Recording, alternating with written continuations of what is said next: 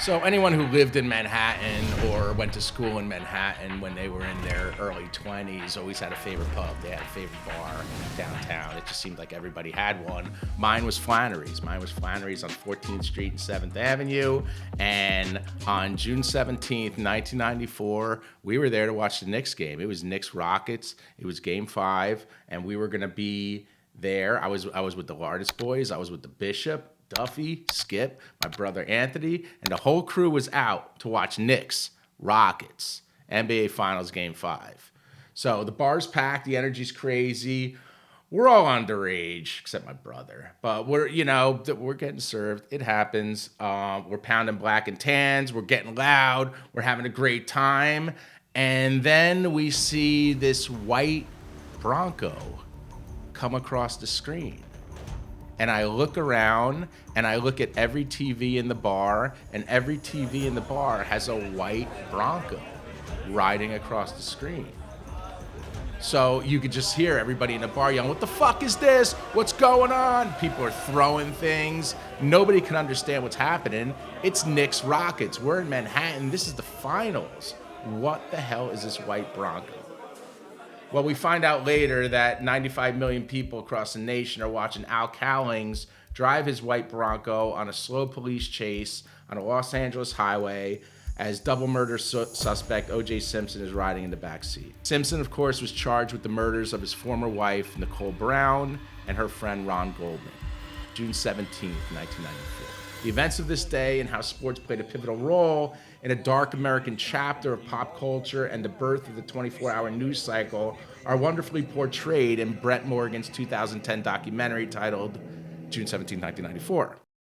So it was a very busy day in sports, and we're going to share a few different tickets here from this, what we're calling the Day of Infamy. First, it was the FIFA World Cup. It was in Chicago. It was the commencement, and this is what started our day. It was the commencement of the FIFA World Cup, in which the United States was hosting for the first time. Oprah Winfrey and then President Clinton led the opening ceremony on a beautiful afternoon in the Windy City. The first match of the World Cup, following the opening ceremony, Germany took on Bolivia, and we have the ticket for this one. Take a look at this one. It's a beautiful looking ticket. This is game 1. This is the opening of the World Cup.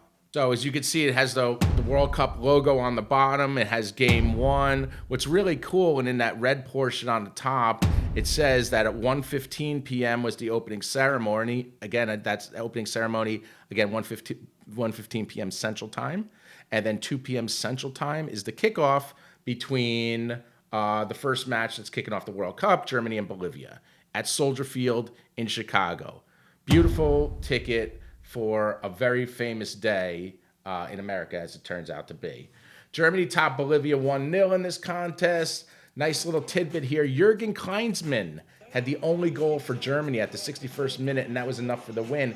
Klinsmann eventually became the coach of the men's soccer team, the United States men's national soccer team, in 2011, and he held that position for 5 years. That's an interesting tidbit because he was the first player ever to score a World Cup goal in North American soil, which is really interesting there. So yeah, during that game, in your wildest imaginations, you couldn't even foresee the events that were going to transpire later in Brentwood, California. We should note that later that day in the Cotton Bowl in Dallas, Texas, there was also a match between Spain and Korea, 2-2 tie. That was their first match in group stage. That was the only other World Cup match played on June 17, 1994. Turns out it was a real busy day in New York. The New York Rangers were holding their ticker tape parade along the Canyon of Heroes, celebrating winning the 1994 Stanley Cup when they defeated the Vancouver Canucks in a thrilling 7-game series, 4-3.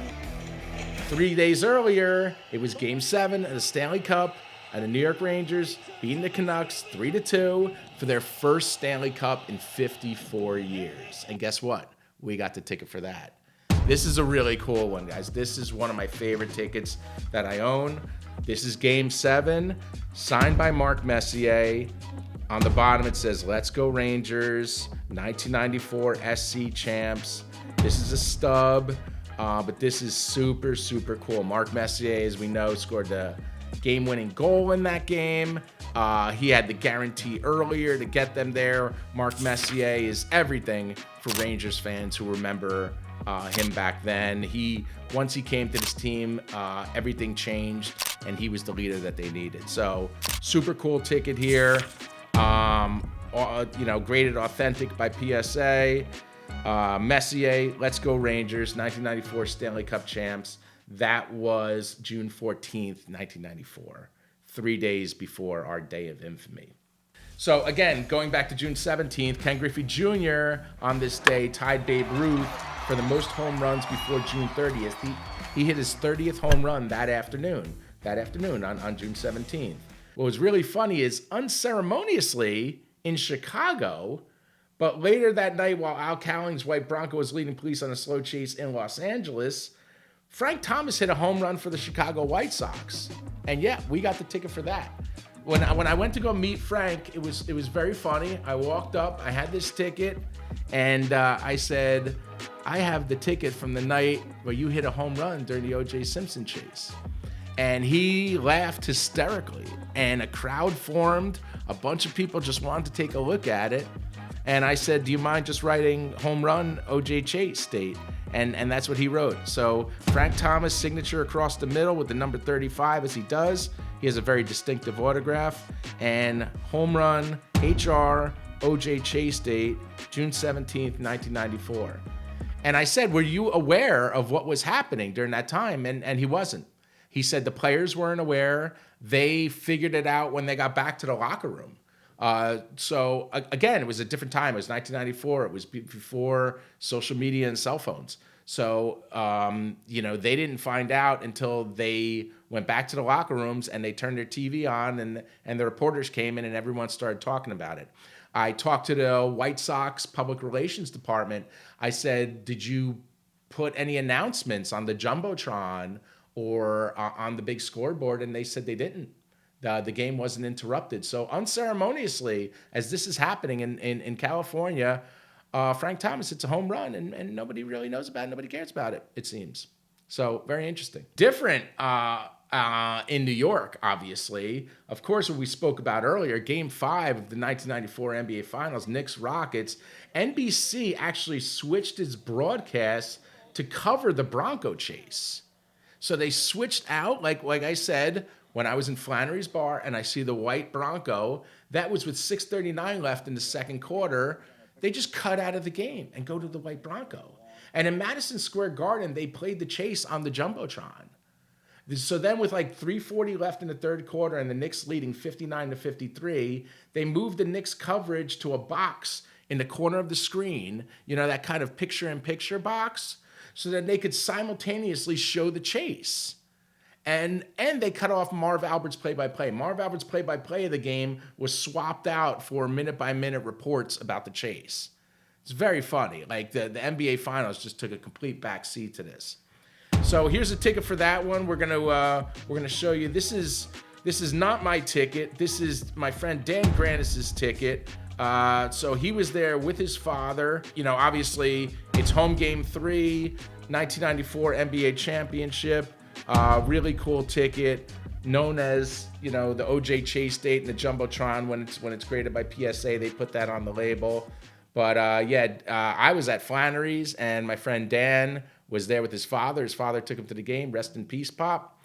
Really, really interesting day in America and in the world of sports.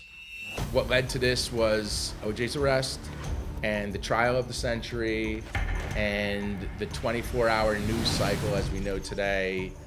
And so many things have changed since then. O.J. was acquitted. We all know the story. It was very well documented, but the day of infamy, June 17th, 1994. Victory celebration for the Rangers, but that's just the beginning. Tomorrow, the 94th U.S. Open at Oak Park. With suffocating heat and humidity forecast for the World Cup opener tomorrow. The football legend remains in the The crosshairs. prime suspect, he was questioned. Blood found at the scene. On June 17, 1994, O.J. Simpson became the most famous fugitive on the planet.